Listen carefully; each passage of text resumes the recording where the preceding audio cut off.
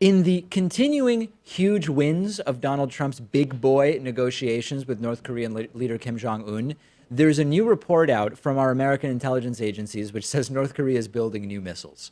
American intelligence sees signs of new missiles at the same factory that previously made the first ICBMs capable of reaching the United States. And there was this report a few weeks ago I told you about, which showed continued activity at a nuclear research facility. But at the time, we didn't know whether those images were from before or after Donald Trump's summit with Kim Jong-un. The new satellite photos from the last few weeks, remember, it's already been 6 weeks since that summit. It's crazy. The last few weeks of satellite images point to 1 to 2 liquid-fueled ICBMs being built at a big facility in Sanam-dong outside of Pyongyang. This is not suggesting that North Korea is building nuclear capabilities. We don't know that, but it does show that they're continuing to work on some pretty advanced weapons. Even after Trump declared victory, said on Twitter they're no longer a nuclear threat, painted this ridiculously ignorant, rosy picture of the entire situation.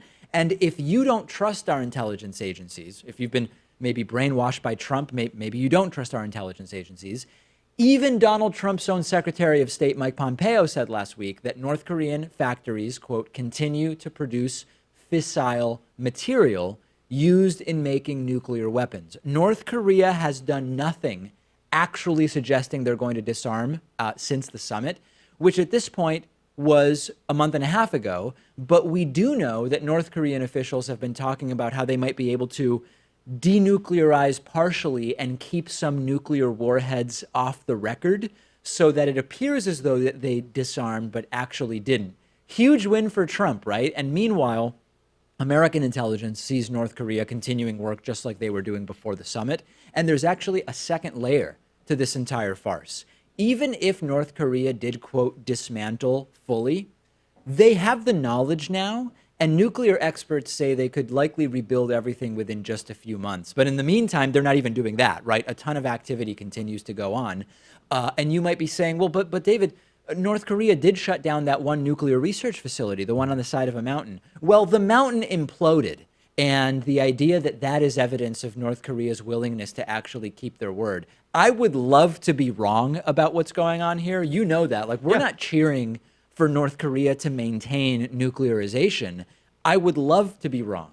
But it's increasingly and abundantly clear that this is what's happening. I wonder what would have happened if that Trump-Kim summit never took place, right? Would they continue developing their nuclear weapons? Yeah. Probably so. It just goes to show you that nothing positive really came out of that summit, at least not yet. Well, we don't know that they've actually stopped. In other words, Sure. Mike Pompeo says that they're still doing it. They're still actually producing fissile material, which is part of that development of nuclear weapons. Was this maybe the confusion that Trump experienced during his Helsinki press conference where there was just like a one-word mix-up? When Kim Jong-un said he wouldn't build new missiles, he meant to say he would. It was just like Trump. He just mixed up one word.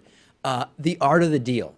Who could have known that geopolitical diplomacy with unhinged megalomaniacs could be so difficult, totally unpredictable? And now Trump wants to have a meeting with the Iranian president, too. Oh, yeah. They'll no doubt talk about nuclear weapons. I just wonder if he'll be as naive in that meeting as he was with Kim Jong-un. He already seems clueless because of the precondition confusion he's having with Mike Pompeo, which we'll talk about on the bonus show today.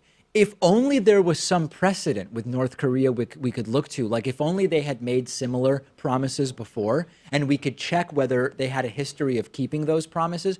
Oh, wait a second. They did that a dozen times and never kept the promises.